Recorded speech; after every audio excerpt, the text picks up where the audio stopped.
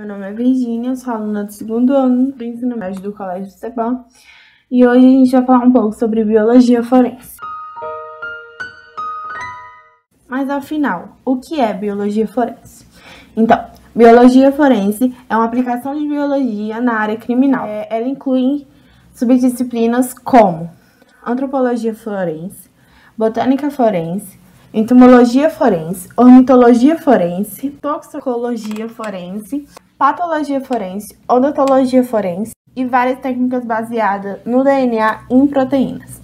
Os biólogos forenses, eles analisam sangue e outros fluidos corporais, cabelos, ossos, insetos, plantas e animais para ajudar a identificar vítimas e apoiar as investigações.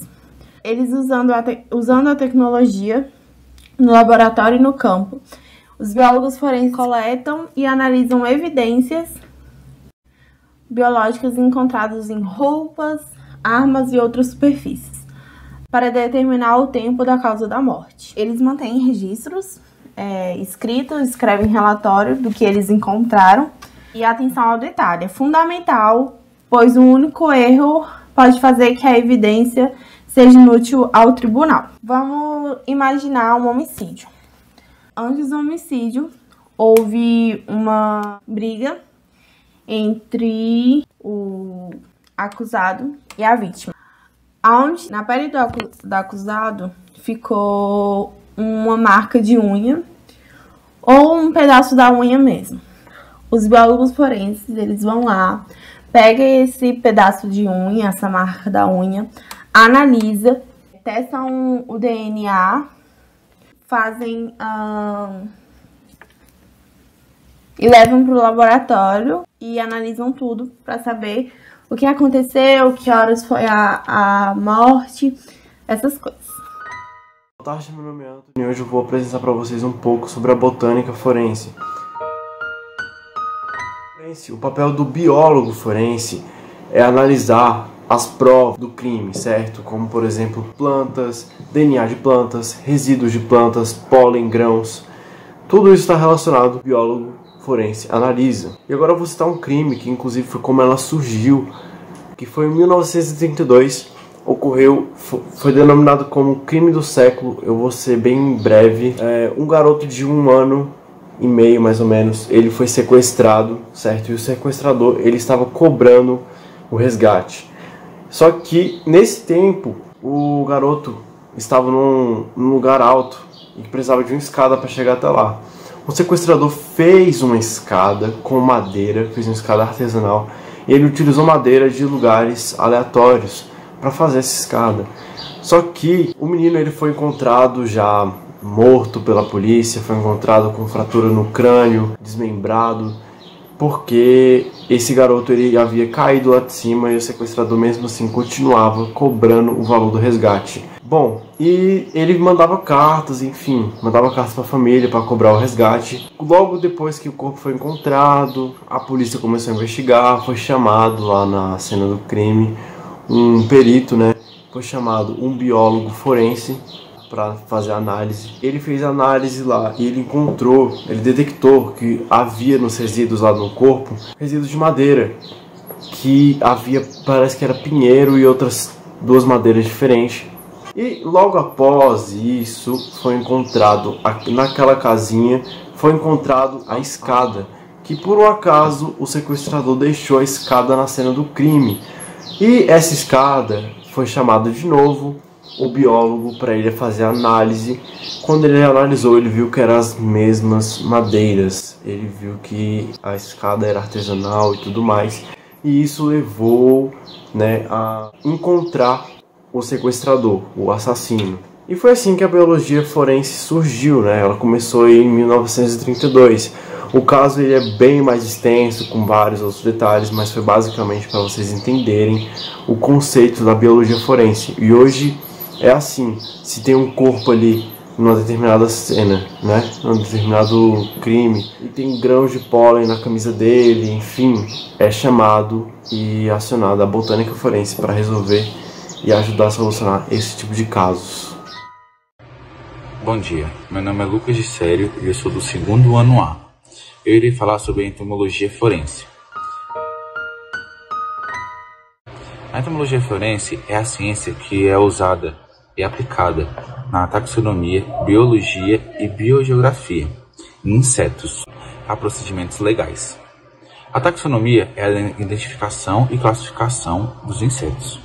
A biologia é o estudo e desenvolvimento. Já a biogeografia é a distribuição. Bom, já na origem da entomologia forense, ela foi aplicada a primeira vez em 1235 para solucionar um caso de homicídio em que o lavrador foi morto. Pode ser encontrada também no manual de medicina legal chinês. A arma do crime estava suja com o sangue da vítima.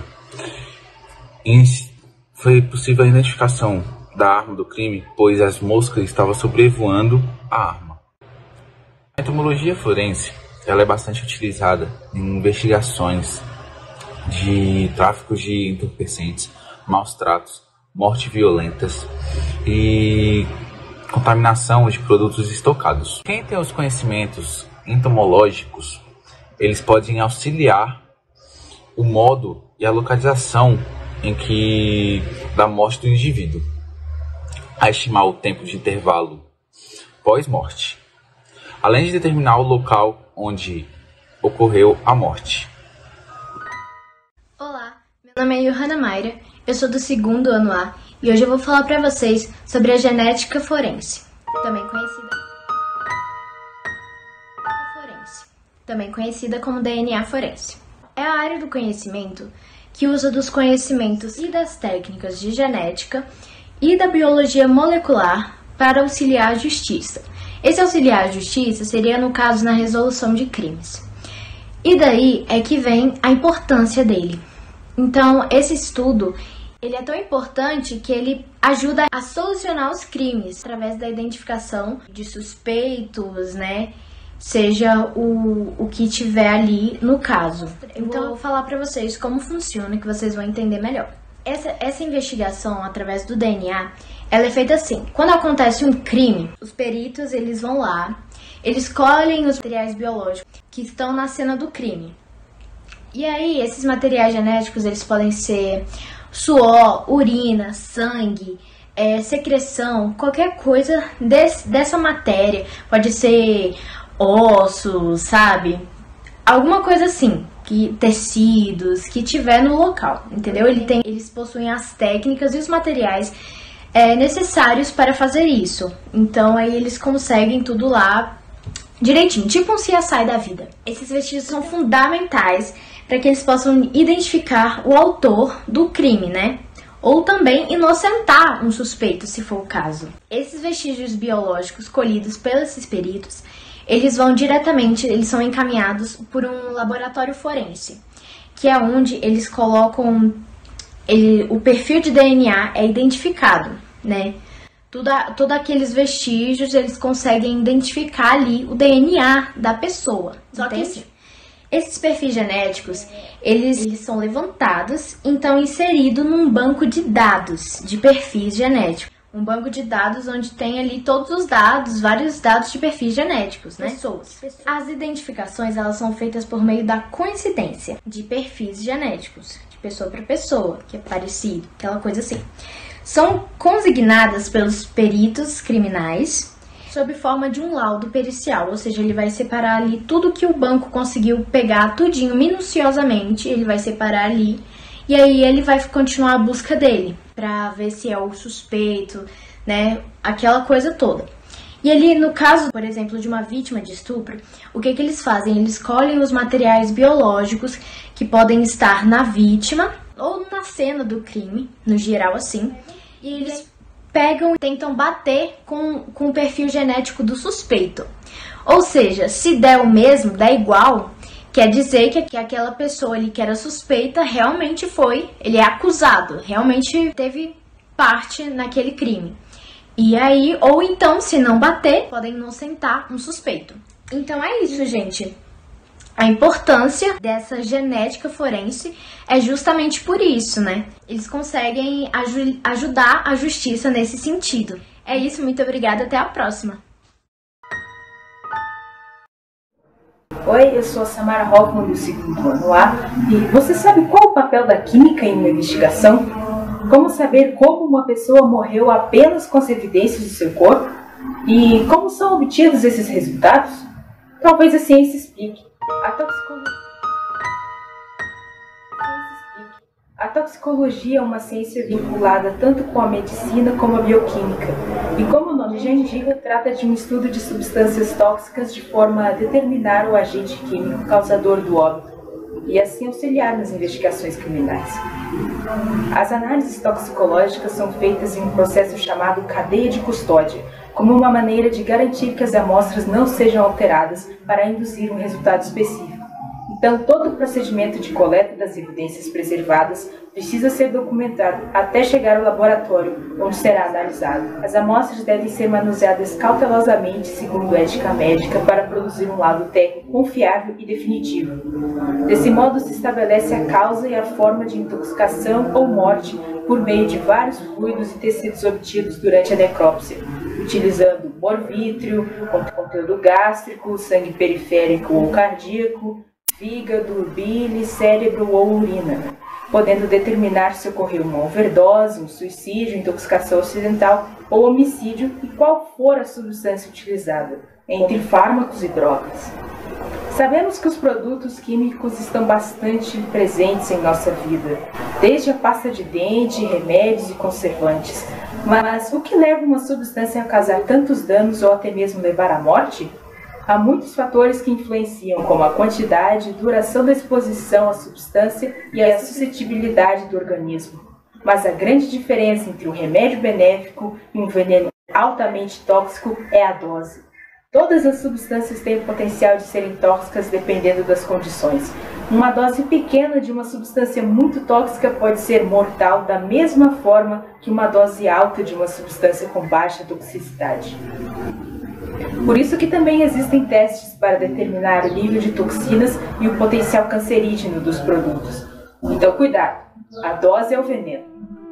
Atualmente a ciência forense está sendo esquecida e sofrendo uma baixa de profissionais atuantes. Os jovens têm pouco interesse neste estudo, além de que o trabalho exige muito tempo de ensino e experiência, já que a maioria dos especialistas que atuam nesta área há anos e muitos estão se aposentando, deixando vago este âmbito de trabalho ainda em evolução.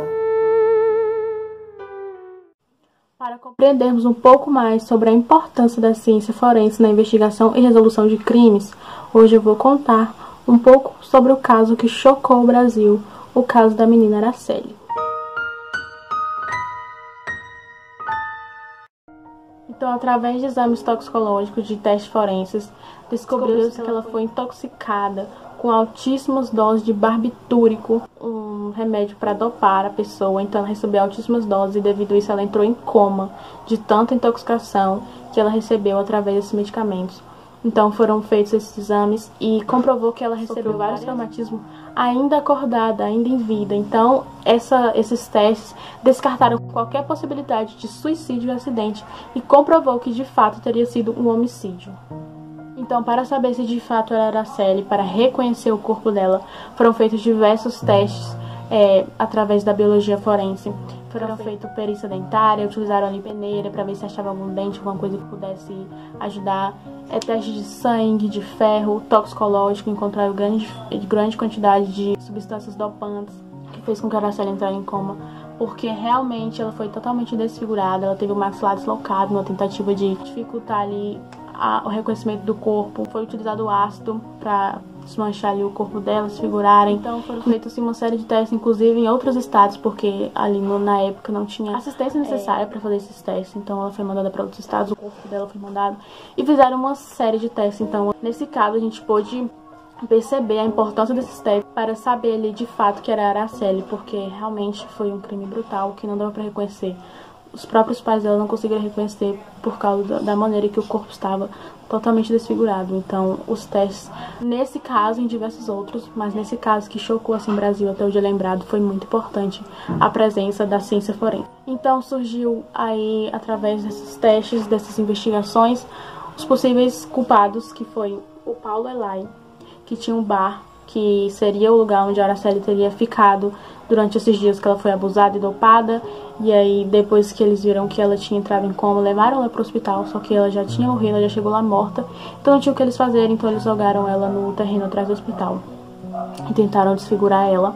E o Dante Michelini pai e o Dantinho filho, que teria sido também abusadores, que teriam se juntado com o Paulo. Só que o Dantinho e o Paulo eram pessoas muito influentes na época, de grande poder aquisitivo, e a gente sabe que quando é assim, essas pessoas influentes, é muito difícil, o processo se arrasta por anos.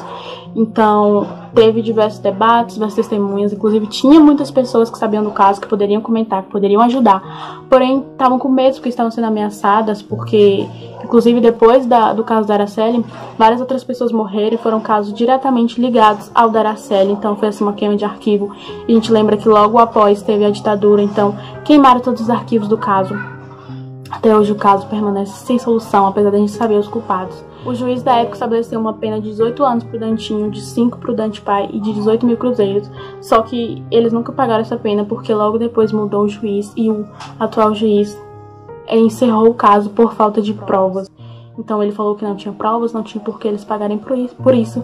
Então eles nunca pagaram e foi um crime brutal, um crime totalmente insensível com a criancinha de 8 anos que permanece até hoje sem justiça. A rua, que se chamava Rua São Paulo, onde Araceli morava, hoje se chama Araceli em homenagem a ela, e diversas vezes o túmulo dela é visitado durante o ano por pessoas que se interessam sobre o caso. E através desse caso nós percebemos a importância da biologia nesses ramos. E esse foi o caso. Oi, meu nome é Gabriel e eu vou falar algumas curiosidades sobre a perícia forense. A primeira curiosidade que eu quero levar até vocês é o salário de um perito forense no Brasil. O seu salário pode variar de R$ 6.800 a R$ 11.000, sendo que a média salarial é de R$ 9.000. E apesar de que muitas pessoas pensam, você não precisa ser formado em alguma área específica para poder ser um perito, pelo menos na parte do Brasil. Você só precisa ter algum curso superior, apesar de que é recomendável que você seja formado em ciência forense.